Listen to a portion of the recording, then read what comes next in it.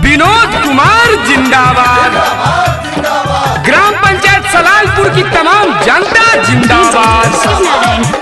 आपकी एकता जिंदाबाद। पैसा पर न भूलै हाजी चाची विनोद भैया के जीताई हाजी। विनोद भैया के जीताई हाजी। विनोद भैया के जीताई हाजी। अपना सलालपुर पंचायत के फिर से तोहू अब चमकाई हाजी। अपना सलालपुर पंचायत के फिर से तोहू अब चमकाई हाजी।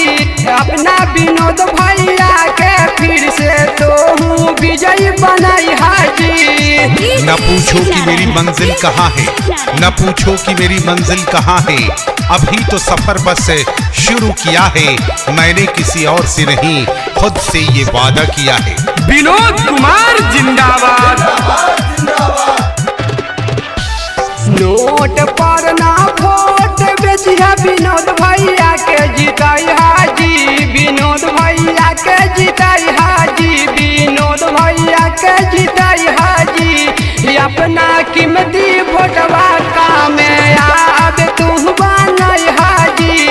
अपना कीमती वोटवा तू कामयाब तू बनाई हाजी।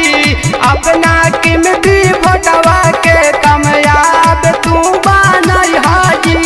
विनोद कुमार जिंदाबाद। ग्राम पंचायत सलालपुर की तमाम जनता जिंदाबाद। आपकी एकता जिंदाबाद। विनोद कुमार जिंदाबाद। चोरवा घूसा थोड़वा के अब झांसे में ना आई हाजी। अब झांसे में ना आई हाजी। अब झांसे में ना आई हाजी। अपना विनोद भैया के पंचायत समिति फिर बनाई हाजी। अपना विनोद भैया के पंचायत समिति फिर बनाई हाजी।